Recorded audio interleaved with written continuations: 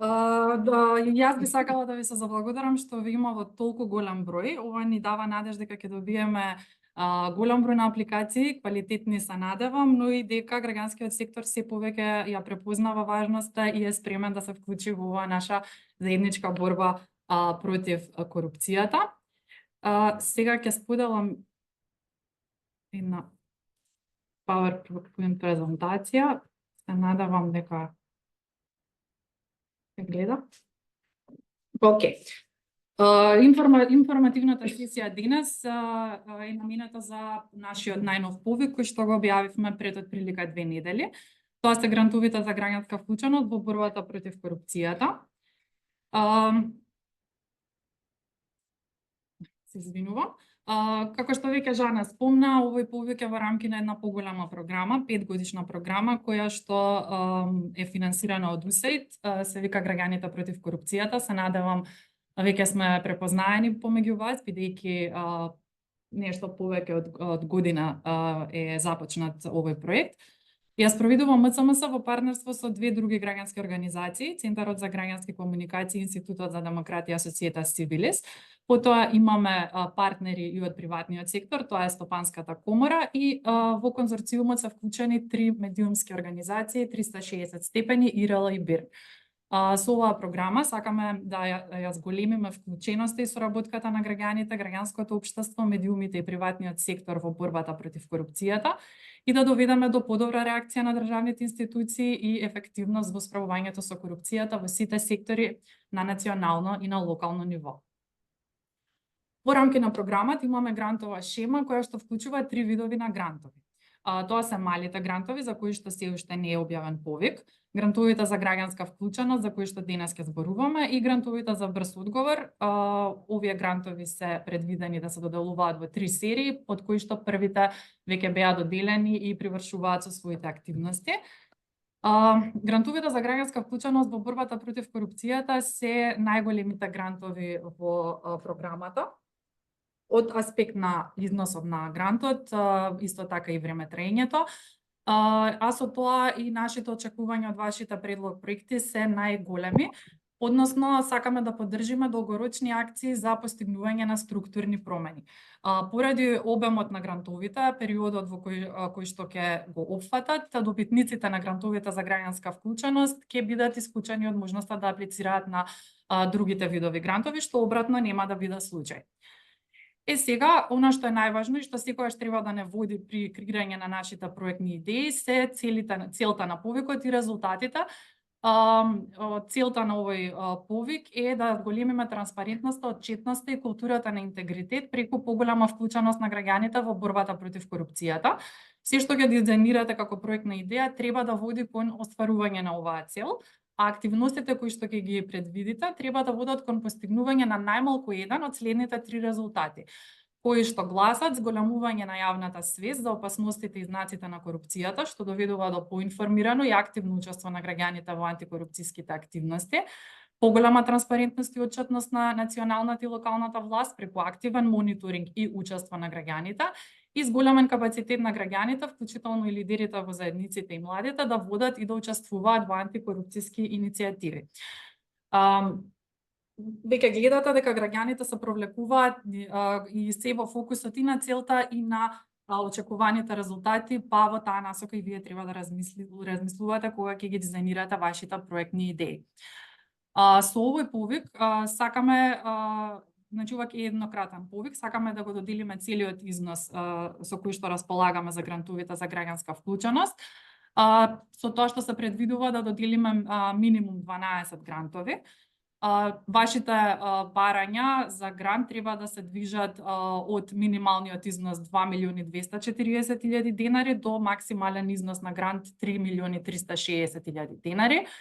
Времетраењето е од 18 до 24 месеци и кофинансирање не е задолжително на овој повик, не мора да го обезбедите, меѓутоа секако доколку сте во можност, добре дојдено е да го вклучите во вашите буџети. За да бидете подобни да аплицирате на овој повик, има еден единствен услов, а тоа е да бидете граѓанска организација или мрежа на граѓански организации, регистрирана согласно Законот за здруженија и фондации, најмалку една година пред објавата на повикот. Повикот беше објавен на 3 јули, ориентирајте се по тој датум. Сега во овој повик даваме можност, односно и ве поттикнуваме да аплицирате во партнерство со други граѓански организации или мрежи на граѓански организации. Не сте обврзани да аплицирате во партнерство, меѓутоа дозволено е и не само со еден, туку и со повеќе партнери во смисла во зависност од тоа како е замислена вашата проектна идеја. За партнерите важи истиот овој единствен услов. И исто така на проектот може да аплицира и неформална мрежа.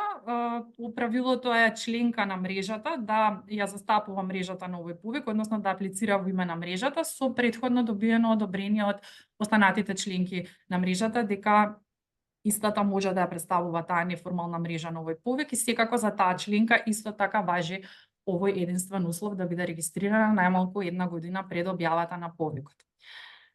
Може би веќе сте го виделе упатството за аплицирање. Таму излиставме низа на примери на посакувани продукти кои што ги очекуваме од вашите проекти и различни примери на активности.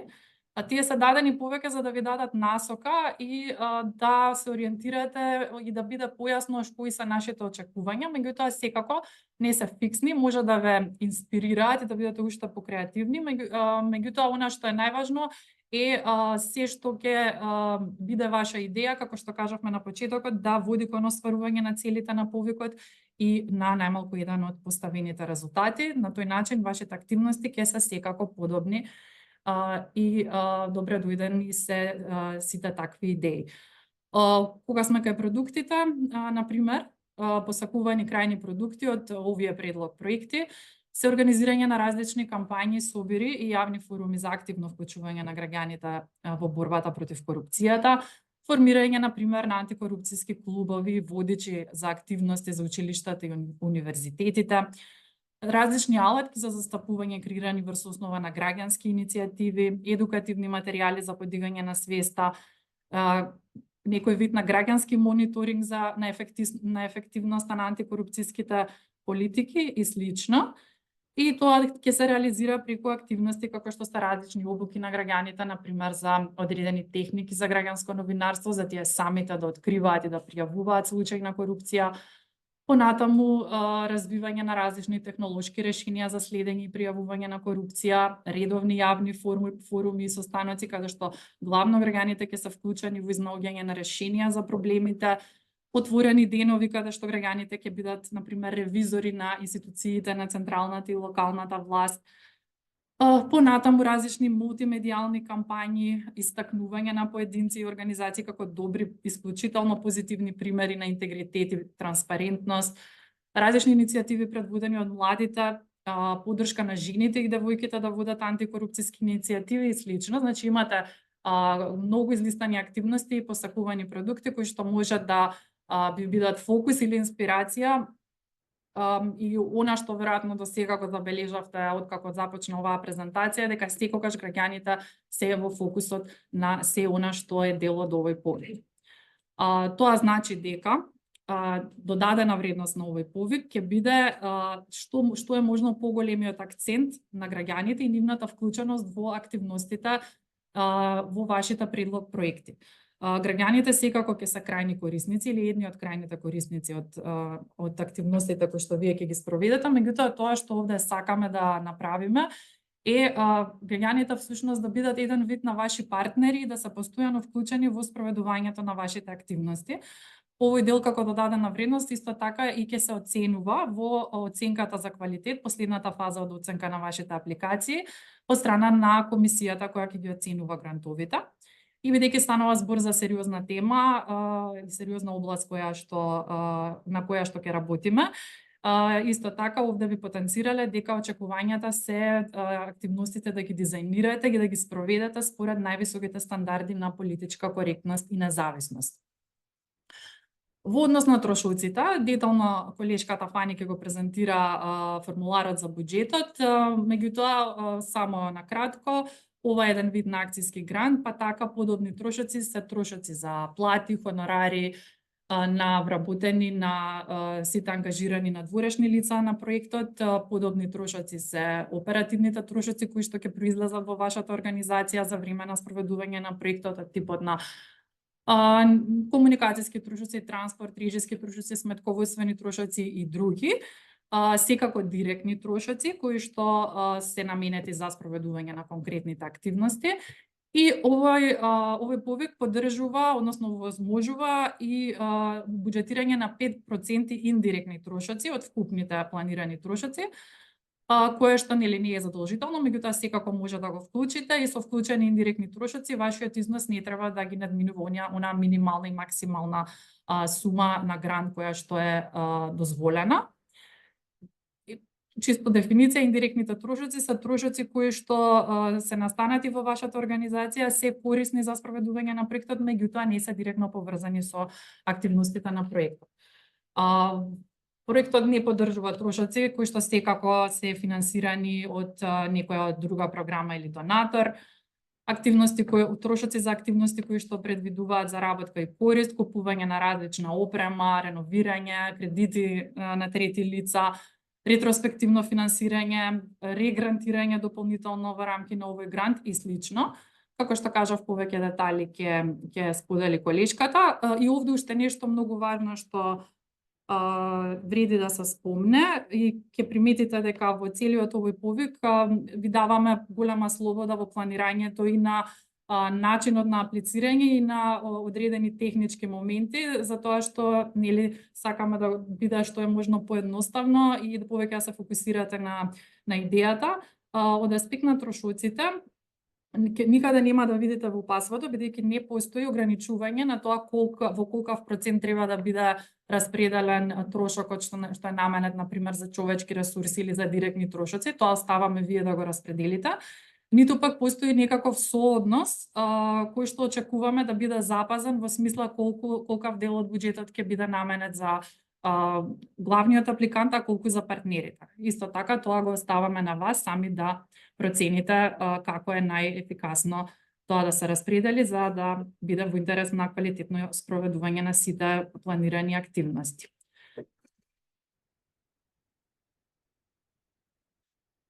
Процесот на аплицирање, тие што се запознаени со МЦМС и другите повици, веројатно веќе знаат, за овој повик се аплицира по електронски пат, само во една фаза, директно се поднесува целосна пријава, за да може да ја поднесете пријавата најпрвин и главниот апликант и партнерите, доколку ги имате, треба да направат своји профили на платформата www.grants.mk. Откако ќе се регистрирате сите на оваа платформа, главниот апликант ја презема обврската да поднесе апликацијата. Тој најпрвен ги внесува сите партнери по нивниот единствен матичен број на субјектот, со тоа што партнерите добиваат на мејл порака за да го потврдат ова партнерство. Потоа продолжува кон прикачување на главните формулари кои што се потребни и задолжителни за овој повик, секако пополнети, ги прикачува, стиска поднеси и добива мејл дека неговата пријава е успешно поднесена. За аплицирање на овој повик потребни ви се неколку задолжителни документи. Формуларот за аплицирање е документ каде што развивате вашата проектна идеја со сите детали кои што се бараат внатре. Потоа буџетот и оправданост на буџетот, Excel документ кој што се одржи два дела, колешката подобро ќе објасни. Главниот апликант секако пополнува изјава на апликантот, која што ја потпишува законскиот застапник на организацијата која што аплицира. И секако доколку има партнери главниот апликант и тие потпишуваат ваква изјава која што треба да биде потпишана посебно од секој партнер поединечно и платформата дозволува да се закачат и повеќе документи, повеќе изјави доколку има повеќе партнери. Сите овие документи може да се преземат на нашата веб страна каде што е објавен повикот, меѓутоа и самата платформа ви нуди опција да ги преземете и да ги пополните па потоа да ги прикачите. Само за неформалните мрежи односно за членката која што ќе аплицира во име на неформалната мрежа, треба да се прикачи плюс уште еден документ, а тоа е согласност на членките на мрежата, одредена членка да аплицира во име на неформалната мрежа. За ова немаме подготвено темплет, самата мрежа на свој меморандум, каде што ќе се потпишат сите членки на мрежата, ќе ја направи оваа согласност и ќе биде прикачана во соодветното поле на платформата. Сега јас тука правам мала пауза, колешката Фани детално ќе ви ги презентира овие формулари, па повторно ќе се вратиме со последниот дел за процесот на оценување на вашите апликации.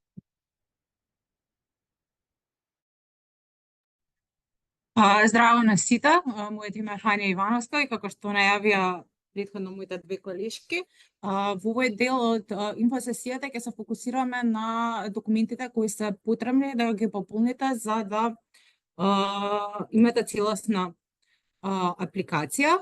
Ќе го шерувам за почеток формуларот за аплицирање.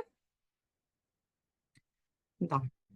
Сега, како што кажа колешката, еден од најважните документи е формуларот за аплицирање. Тоа е Word документ кој може да го симнете од вебсајтот на МЦМС, од платформата на која се аплицира, односно сите документи можете таму да ги најдете. Се пополнува во Word документ и таков и ни го испраќате. На насловната страна, значи, го пишувате името на организацијата, кој е главен апликант и назив на партнерските организации доколку аплицирате во партнерство, како и насловот на самата апликација. Ќе видите тука дека ви имаме ставено неколку забелешки. Значи, формуларот треба да биде целосно пополнет за да се земе предвид и да биде оценет. Треба да се пополни на компјутер и да се употребува македонска поддршка со фонд Arial и големина 11 и ќе ве замолиме да ги почитувате овие правила. Првиот дел од формуларот се однесува на општите податоци за организацијата главен апликант. Во случај кога се аплицира на формална мрежа, овој дел го пополнува, овие податоци ги пополнува членката на мрежата, а наведува која мрежа ја застапува. Ќе забележите дека ова се општи податоци за организацијата и во голема мера се повторуваат со податоците кои треба да ги пополните за да се регистрирате на grants.mk, така да верувам дека нема ви одзема многу време. Иста ваква табела има со општи податоци има и за организацијата партнер, доколку аплицирате во партнерство со други организации и овдека доколку партнерот е неформална мрежа, овие податоци ги пополнува членката на мрежата која аплицира во име на неформалната мрежа, а не значува за која мрежа аплицира, односно ја застапува. Тоа што сакаме да ви напоминаме дека тука има само една табела за партнерска организација, но доколку имате повеќе од еден партнер, слободно може да ја ископирате оваа табела и на следната страна да ја закачите повторно, да ја пестирате и да ја пополните согласно за тоа колку партнери имате. Ако имате 3 партнери, 3 пати ќе ја ископирате и ќе ја пополните соодветно. Вториот дел се однесува на капацитетот на организацијата или мрежата која е главен апликант. И сега за разлика од претходно, тука доколку апликантот е на формална мрежа, во овој дел се пополнуваат податоци за мрежата, а не за организацијата која аплицира во нејзино име. И тука има некакви основни податоци за ниво на действување, главен сектор, ова е drop-down меню, кој бирачко меню, така да може да си одберете и овдека е исто. Се пополнува и капацитет на самата организација, професионален капацитет, број на вработени, членство, волонтери за последните 3 години, како и финансиски капацитет за приходи и расходи и нивниот баланс во последните 3 години. Иста ваква табела имаме и за партнерските организации. И тука, доколку партнерот е на формална мрежа, овде се пополнуваат податоци за мрежата, а не за организацијата која аплицира во нејзино име. Табелата е иста и тука доколку имате повеќе од еден партнер, ќе ја ископирате на следните страни и ќе ја пополните за секој партнер соодветно во согласно со тоа колку партнери имате. Следниот дел е тука од третиот дел почнуваме со пополнување со податоци за самата предлог апликација. Почнува со првата страна која вака ќе одзумирам малце за да видиме поубаво и извршно резиме за самиот проект. и една табела која треба да фати најмногу една страна.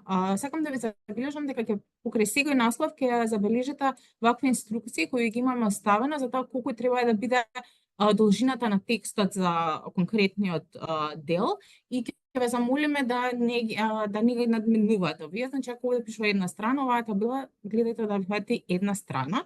И тука имаме основни податоци за самиот проект, значи наслов, цел, време трајање, локација и очекувани резултати. Овде имаме оставена една нумерација, ова е пример, секако не мора да има 3 резултати, може да има помалку или повеќе, тоа што не е битно, секој резултат да биде соодветно нумериран. Првиот резултат е R.1 и така надоле, а кај делот за очекувани активности, тука ќе ги наведете активностите и исто така нумеролошки ќе ги поврзате со самите резултати. Значи, активностите кои се однесуваат на резултат 1 треба да бидат нумерирани A.1.1, а тие што одговараат на резултатот 2, A.2.1. Ова ни е многу важно за да можеме полесно да сватиме логиката на интервенција. Овој дел накратко треба да го опишете и позитивното влијание, односно импакт кој очекувате дека проектот би го има. Четвртиот дел е всушност составен од 9 подделови и тука се однесува само на предлог проектот.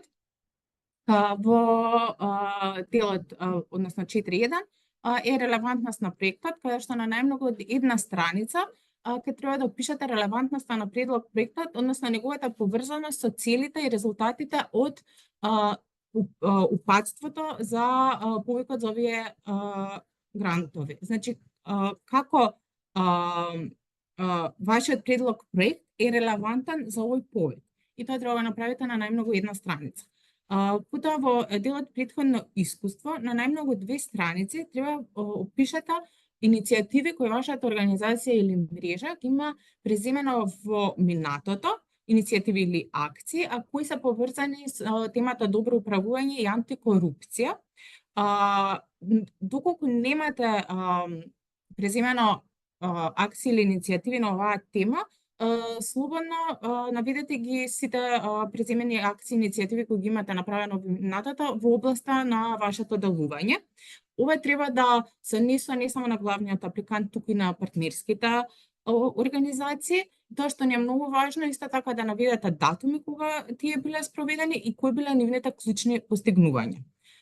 Следниот дел се однесува на целта на предлог проектот и треба да биде најмногу половина страница. Овде објаснувате целта на вашиот предлог проект, потоа резултатите и продуктите, резултатите на најмногу една страна, да ги наброите и да посочите кои се продуктите кои се очекува да бидат испорачани со овие резултати.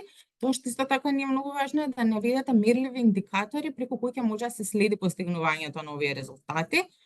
Петтиот дел е најдолгиот дел и се активностите.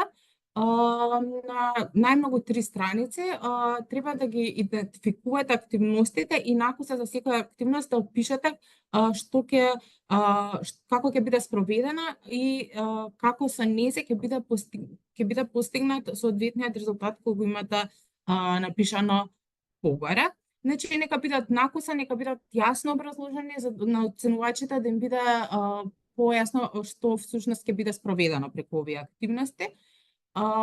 Шестиот дел се однесува на тоа што го потенцираше на Јасмина за граѓанската вклученост во проектните активности. Како што кажавме, многу е важно за овој повик на грантови да има и да биде презентирана вклученост на граѓаните во спроведувањето на активностите. И за тоа и одвоивме посебен дел, каде што на најмногу 2 страни ќе треба да го опишете на кој начин ќе ги вклучите граѓаните во проектните активности. Односно, накратко, на 2 страни да разработите план и начин за мобилизација на граѓаните. И тоа исто така ќе ви објасни во следниот дел колишката, ќе има посебен дел за бодување за ова. Во 7-миот дел се објаснуваат целните групи и директните корисници. Многу јасно, на најмногу половина страна, опишете на јасен начин која е целната група и кои се крајните корисници на вашиот предлог проект. 8-миот дел е методологија и пристап, најмногу една страна, ќе опишете начините и методите преку кои ќе се реализираат планираните активности. Односно, Во овој дел исто така многу ни е важно да напишете на кој начин планирате да го следите постигнувањето на резултатите и да го мерите. Деветиот дел е една табела која е всушност временската рамка на овој проект. Значи, како што кажавме, само секунда, Добро. проектите треба да бидат во време трајање од минимум 18, а максимум 24 месеци. Тоа значи дека во оваа рамка ќе треба означите во кој месец од првата година очекувате да се спроведе активноста. Во најлевата колона ќе ги ставите имињата на активностите и нивната бројча. Овдека со боење на овие коцки ќе обележите во кој месец очекувате таа да биде спроведена, доколку треба да се спроведе во текот на втората година, ќе го обележите квадратчето во колоната кај што пишува втора година, вака. Во последната колона, од десна страна, во делот за белешка, ќе ни оставите некако забелешка доколку сакате, а тоа што нас не е многу битно, тука пишува кој од организациите кои аплицираат за предлог проектот ќе реализира оваа активност, односно доколку аплицирате со партнери, овде стои името на организацијата која се очекува дека ќе спроведе таа активност. Овие се дадени како пример, вие секако може да си додавате дополнителни редови доколку имате помалку или повеќе активности. И петтиот дел од овој формулар е како извршно резиме за буџетот, кој секако ќе си го пополните во посебен формулар кој Excel, само тука накратко сакаме да го ставите износот на барањето за грант во денари и буџетот го пополнувате во денари. Кофинансирање исто така во денари, доколку успеете да обезбедите или доколку имате во план да обезбедите кофинансирање, тоа не е задолжително.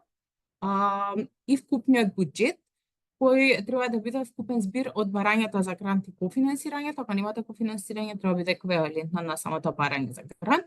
Накратко образложете како очекувате да го обезбедите кофинансирањето. Сакаме да потенцираме дека кофинансирање не може да се обезбеди од проекти кои се веќе финансиски поддржани од USAID. Бидејќи и овој ќе биде финансиски поддржан од USAID. И во вториот дел од табелата е барањето за грант, односно неговата распределба по основните буџетски линии, човечки ресурси, оперативни трошоци, директни и индиректни трошоци. Во денари вкупно колку би изнесувале овие буџетски линии, а во последната колона доколку има кофинансирање, иако е применливо колкав дел од нив ќе бидат покриени од кофинансирање. И мислам дека со ова завршуваме со овој документ и може да се префрлиме на буџетот. Само да го заврширувам. Да, како што најавивме, буџетот е една Excel табела која се состои од два шита, односно два дела, и за да се смета за целосно пополнет, ќе биде потребно да ги пополните и двата. Значи, ова е предлог буџетот, ако одите на следниот е оправданост на буџет, што е посебна Excel табела која треба да пополните соодветно. Ама сега ќе поминеме накратко низ сите делови од самиот буџет.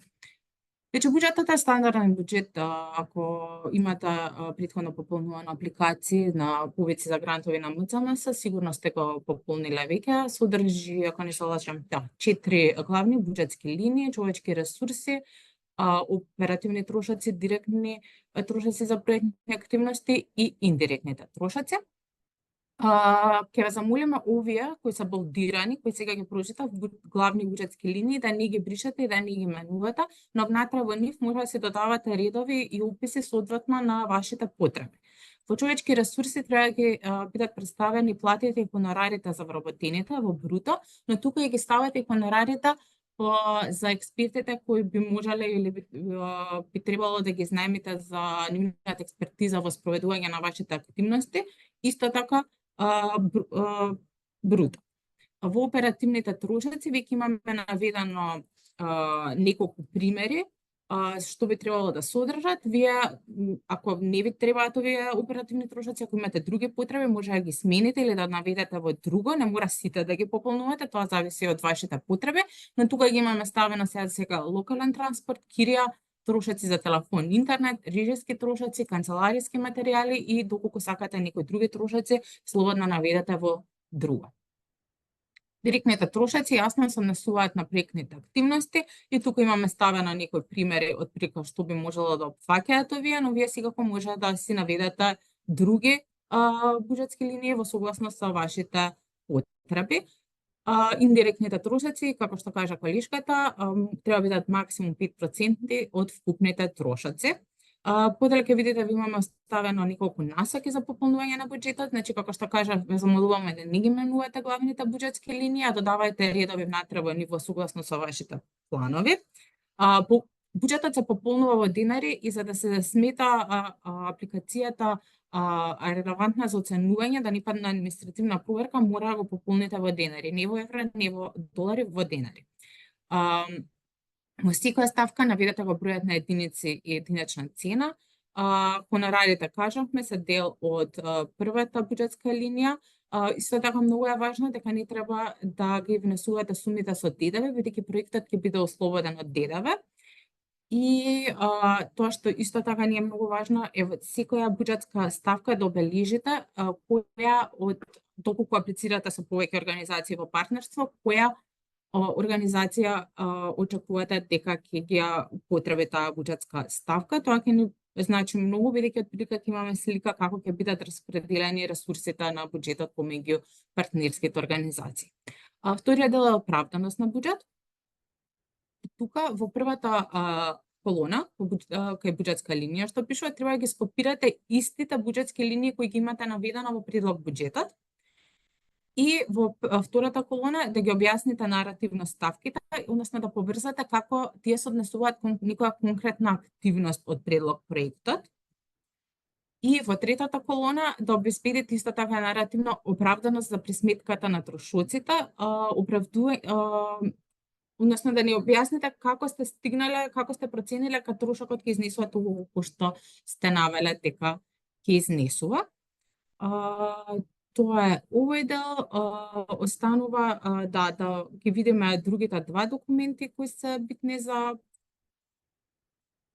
тие се изјавите за партнерство и изјавата за главен апликант. Фала. Само да ги споделам сега, да ги видиме и нив. Не, ова е формуларот за аплицирање. Добро. Ова е изјавата за главниот апликант, значи овде ништо не пополнувате, само во последната табела и има на законски застапник, позиција, подпис, печат, место и датум. Ова го пополнувате рачно и потоа го скенирате и ни го прикачувате како PDF документ. Слично и со изјавите за партнерство. Само секунда.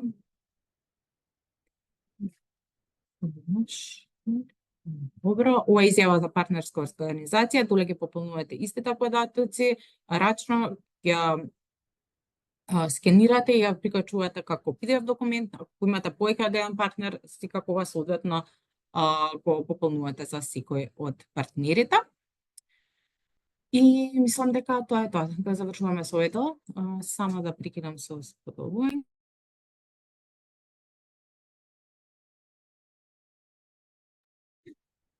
Океј, уште многу кратко.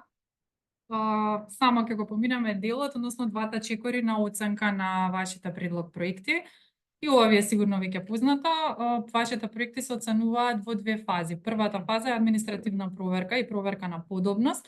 Овде проверуваме дали апликацијата е пратена во крајниот рок кој што е даден и овде како принцип сте безбедни, бидејќи самата апликација grants.mk е сетирана да се исклучи на 4 септември во 13 часот, така што ве молам, имајте во предвид дека тоа е буквално крајниот рок и после тој рок нема да има ни можност на апликацијата нема да дозволува да се поднесуваат предлог проекти.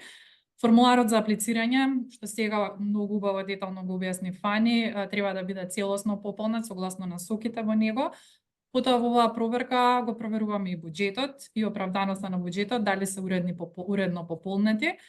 Во овој дел ве молам уште еднаш потенцираме да внимавате да ги пополните двата дела од буџетот, бидејќи овој момент е најчестата причина поради која граѓанските организации за жал не може да ја поминат административната проверка. Најчесто ни доставуваат само еден дел од буџетот, односно оној првиот со бројките.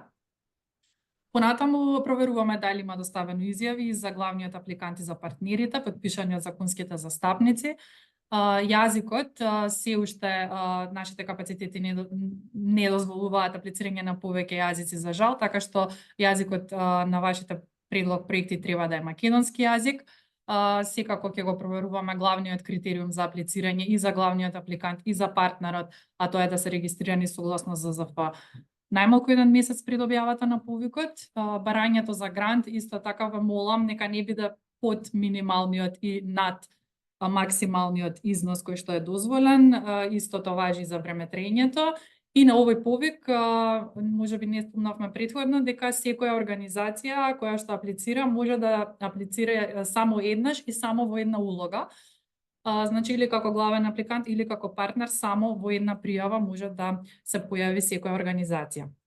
Докога поминете административната проверка и проверката на подобност, вашите предлог проекти одат на оценка на квалитет, која што ја прави стручна комисија од експерти во областа кои што се дел од нашиот конзорциум. Вака изгледа табелата за оценка на квалитет и овде ќе видите дека комисијата ќе ги оценува вашите проекти по 4 главни критериуми. Најпрво на организацијскиот капацитет за спроведување на предложените активности, ќе гледаме дали апликантите имаат доволно искуство и организацијски капацитет за спроведување и дали претходно спровеле некои иницијативи и активности што се релевантни на темата. Ова не мора да ве збунува, бидејќи на повикот навистина ги охрабруваме граѓанските организации кои што действуваат во различни области. Не мора да сте граѓанска организација која што работи на тема антикорупција, добро владење на право. Напротив, корупцијата знаеме дека се провлекува во сите области, сите сте добро дојдени.